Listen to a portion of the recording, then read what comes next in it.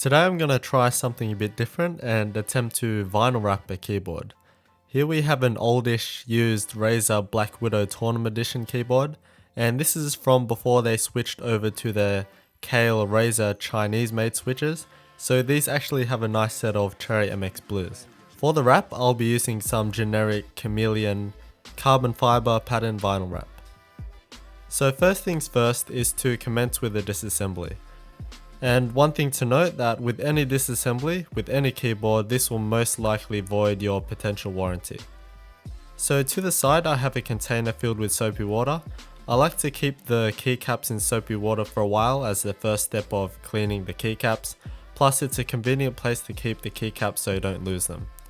One important thing to note when doing this is to keep the actual metal wire stabilizers out of the water. If the metal is put into the soapy water together with the keycaps, it will damage them and cause them to bubble, so always make sure to separate the caps and the metal. To reach the screws at the bottom, I had to take off these rubber feet, and to make this faster I used the heat gun to loosen up the adhesive holding it together. I'll also use the heat gun to help me take off the little plastic cover for the illuminated Razer logo. It's important that you clean the top shell thoroughly to rid of any oils, and this just ensures that the vinyl sticks to the surface properly. I've only practiced this about 2 or 3 times and have failed every time, so I'm still not confident, so I'll give myself quite a bit of space to play with.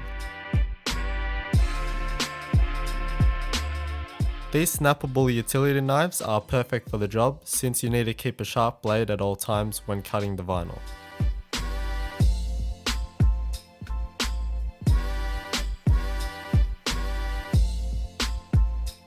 So now to the actual wrapping. The top part of the shell is really easy, just placing the shell on top of the vinyl and it sticks immediately. The corners are the hard part, and since these aren't straight corners or straight edges and have curves, the vinyl has to be heated so it can stretch around the corners without any folds. But stretching the vinyl warps the carbon fiber pattern, but since it's only on the very side where only a few millimeters will show, it doesn't really look out of place. So after heating the vinyl, I stretch it around the corners and hold it down for a couple of seconds for the adhesive to set.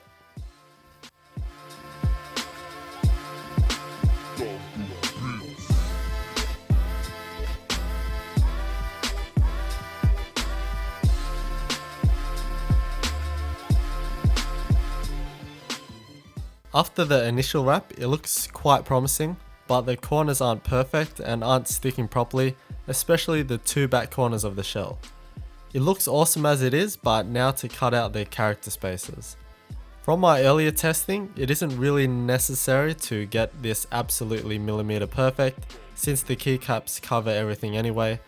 So first I'll cut rectangles in each space, leaving approximately the same space as the height of the inner edge of the top shell. Also, since they are inside corners instead of outside corners, it's very hard to stretch them to cover the whole surface, especially in such a small area. So cutting slits in each corner will allow me to just easily fold the flaps inwards like so. This leaves us with a tiny area where the vinyl is absent, while with the keycaps on, this can't be seen at all. I finished all the cutting out and folded all the flaps and placed it on the bottom shell to see how it looked. And even with everything not properly stuck down yet, it looks awesome, but again it's not done properly. And that's probably the best I got. I wasn't able to get the corners right, all the corners lifted a bit and just wouldn't stick to the plastic shell properly. So to try to save it, I experimented with cutting off the edges of the vinyl wrap, so the bare plastic is exposed on the sides, but it ended up just looking terrible, ununiform and messy, especially since I couldn't cut the lines perfectly straight. So basically the whole vinyl wrap attempt was another fail on my part, and from what I could tell there are a few reasons to my failure. First off, potentially the quality of the vinyl wrap wasn't good enough, especially for somewhat complex surfaces like this one. Usually vinyl wraps are for large car surfaces where it doesn't require such bending and stretching, but that's only potentially. Most of the reasons is on me. And since the corners were so tough to deal with, I had to keep trying to stretch it and stick it down on the plastic, but it kept not working and I kept having to lift it up and trying it again and again. And this is when I noticed the adhesive of the vinyl started to separate from the vinyl itself, and it started to form lumps and just stick on the plastic, and this made the vinyl much less sticky and just kept getting more impossible to work with. This is where I could have probably used slits so that there would be minimal stretching required, and this would look somewhat visible, but at least it wouldn't be a wrinkled mess. So with that failure out of the way, I couldn't let all this footage and keyboard go to waste, so I decided to just quickly change it up with a simple top shell paint job and keycap mod, so there'll be some sort of ending to this video. First is the prep, so a bit of sanding for better adhesion, some priming to smooth it off, and for the paint to stick better, a couple of coats of this Shanghai red paint with sanding in between, and finished it off with some coats of satin clear top coat for protection. And then I took a few keys to add some subtle accent of gunmetal grey to the sides of the keycaps. If you want more information on painting the sides of the keycaps, I'll have another video up right here. So with this all done, the paint looks great with a kind of dark vibe.